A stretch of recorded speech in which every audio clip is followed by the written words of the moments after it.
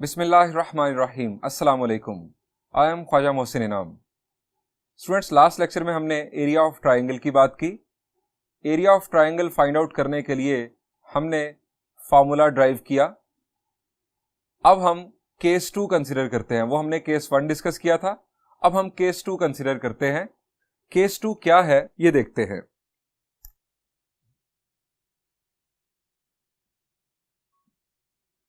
Students, हमने area of triangle find out करना सीखा कि अगर हमें दो साइड्स और इंक्लूडेड एंगल गिवन हो, वो था केस 1। केस 2 है कि अगर हमें टू एंगल्स और वन साइड गिवन हो। If two angles and one side will be given, तब एरिया ऑफ ट्राइंगल कैसे फाइंड आउट किया जा सकता है।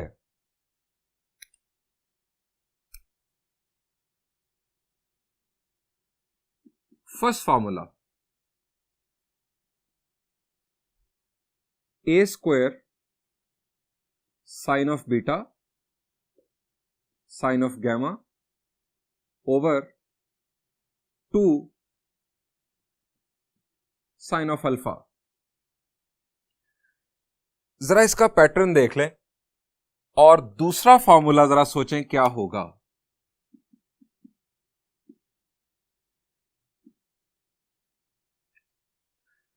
हमें कहा गया to angles and one side. आप सोच रहे होंगे यहां पर तो 3 एंगल्स आ गए, तो भाई अगर 2 एंगल्स गिवन हो तो तीसरा एंगल फाइंड आउट करना मुश्किल होता है क्या? बिल्कुल भी नहीं। आप जानते हैं, हमने सॉल्यूशन ऑफ ट्रायंगल में डिस्कस किया हुआ है, alpha plus beta plus gamma is equal to 180 degrees, तीसरा एंगल आ जाएगा। अच्छा, यहां पर तीनों एंगल्स आ गए, वन साइड की बात हुई साथ। ये अगर ए साइड ए गिवन हो तो ये फॉर्मूला लगेगा, अगर साइड बी गिवन हो और उसके साथ 2 एंगल्स हो तब फॉर्मूला क्या होगा, जरा इसको देख लें। और दूसरा फॉर्मूला जरा बताएं, जब हमें बी साइड गिवन हो तो यहां पर था ए स्क्वायर, यहां आ गया बी स्क्वायर। अब ए स्क्वायर है तो ए का अपोजिट एंगल अल्फा नीचे आ रहा है, तो यहां पर बीटा नीचे आ जाएगा, बाकी सब कुछ। अब ये 2 तो 2 ही रहेगा, यहां पर आ जाएगा अब साइन अल्फा और साइन गैमा। अब तीसरा फॉर्मूला, अगर साइड सी गिवन हो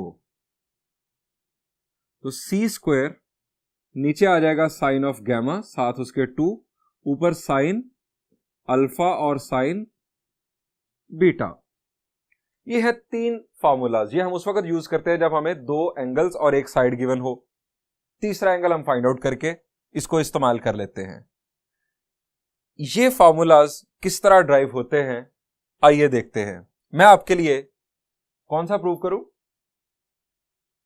जी, मैं आपके लिए फर्स्ट प्रूव कर रहा हूं। किताब से डिफरेंट चल रहा हूं, किताब में कोई और है। अब इसकी लैंग्वेज क्या होगी, अगर हम एग्जाम के पॉइंट ऑफ व्यू से देखें तो लैंग्वेज होगी prove for triangle ABC with usual notations.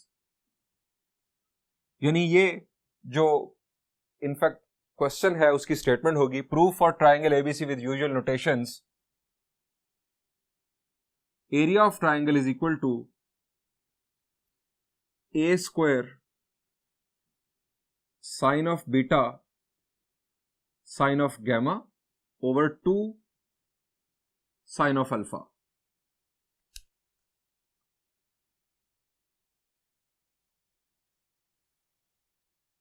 जी, अब ये फॉर्मूला हमें ड्राइव करना है।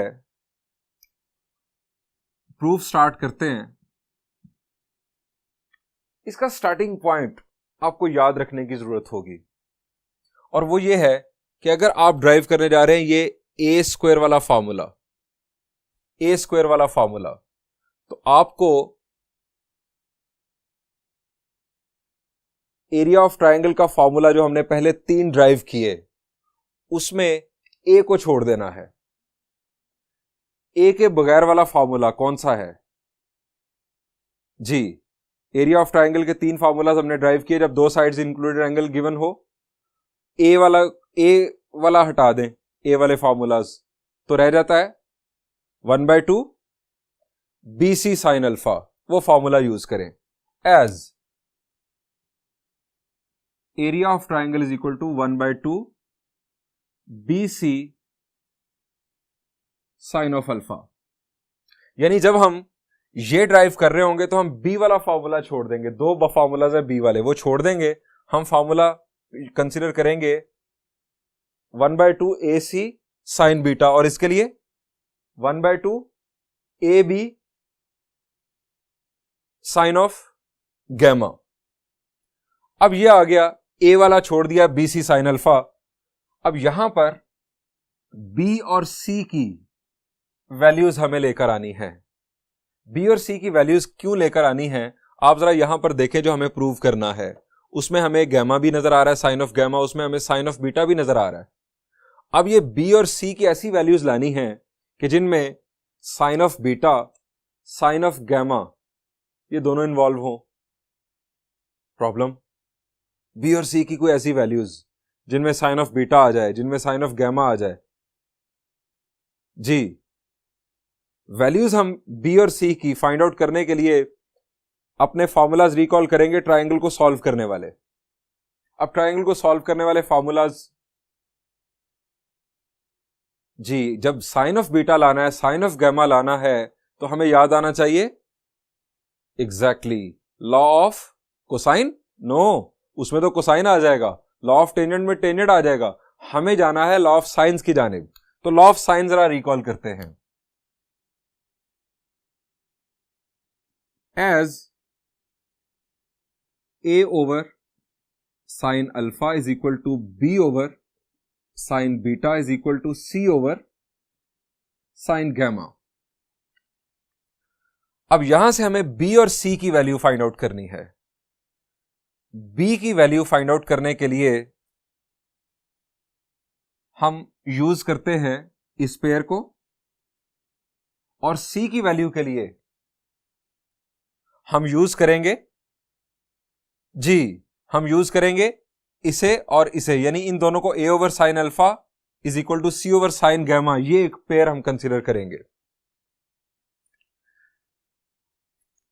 यहां से हमारे पास जो बी की वैल्यू आएगी वो क्या होगी जी? This implies value of B, ये दूसरी तरफ जाकर मल्टीप्लाई होगा, यानी A into sine of beta over sine of alpha. और सी की वैल्यू जी, अब आपने कंसीडर करना है A over sine alpha is equal to C over sine gamma को। तो सी की वैल्यू होगी A into sine of gamma over sine of alpha. अब ये वैल्यूज पुट कर दें, इसको नाम दे देते हैं 1 का। Putting in 1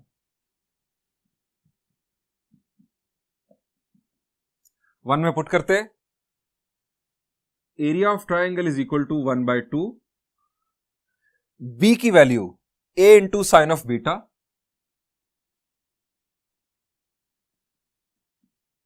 over sine of alpha. ये वैल्यू आ गई बी की। अब सी की value A times sine of gamma over sine of alpha, sine of gamma over sine of alpha. B की वैल्यू पुट हो गई, सी की वैल्यू पुट हो गई। नेक्स्ट है साइन अल्फा। अब स्टूडेंट सिंप्लीफिकेशन, कोई कटिंग शेडिंग हो रही है जी? आपको नजर आ गया होगा ये कटिंग हो रही है। इसके अलावा कोई कटिंग? साइन साइन काट दें, कट सकते हैं? हरगिज नहीं। ट्रिग्नोमेट्रिक फंक्शंस इस तरह से उनके नाम कैंसिल नहीं होते। पूरे एंगल के साथ जो सेट है वो पूरा कैंसिल हो सकता है। अगर नीचे साइन बीटा जैसे ऊपर है वैसे नीचे होता, हम कैंसिल कर सकते थे। सो यहां पर कंक्लूजन हो रहा है हमारा, ये आ गया a square sine of beta sine of gamma over नीचे 2 साइन ऑफ अल्फा, ये हमें प्रूव करना था।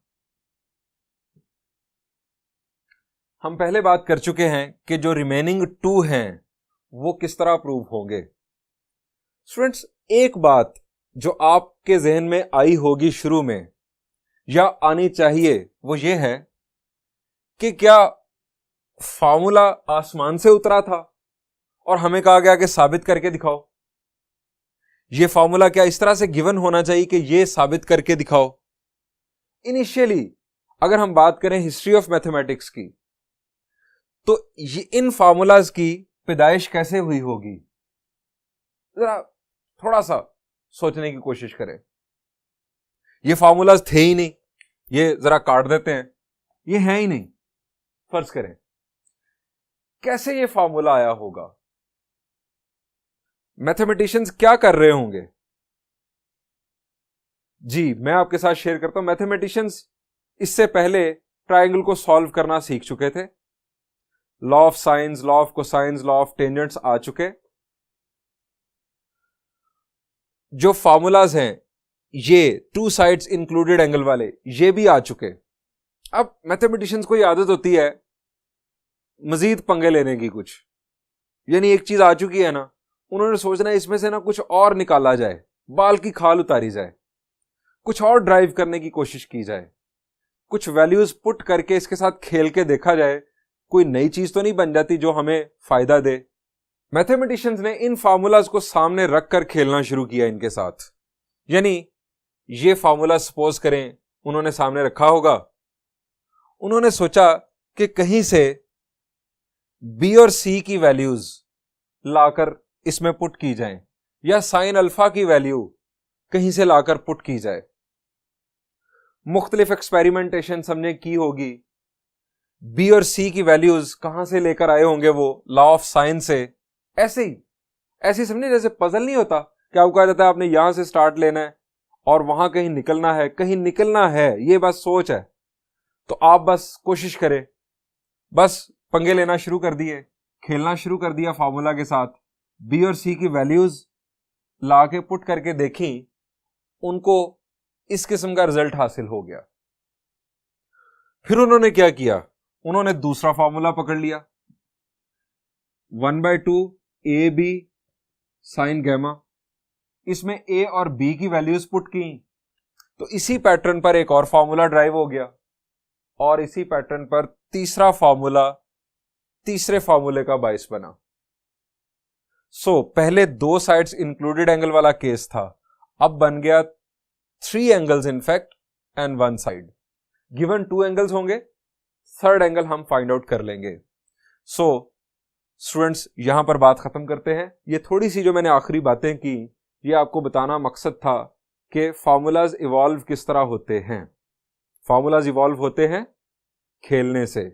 जो फार्मूला ड्राइव हो चुका, आप उसके बारे में सोचें कि इसके अंदर क्या चेंज करूं, मैथमेटिकल चेंज, कोई वैल्यूज नई पुट करूं, मैथमेटिकली करेक्ट हो जो, तो कुछ नई चीज बनाने की कोशिश करूं। तो स्टूडेंट्स, ये केस 2 हमारा एंड हुआ। अब हम बढ़ेंगे केस 3 की जानिब। Thank you.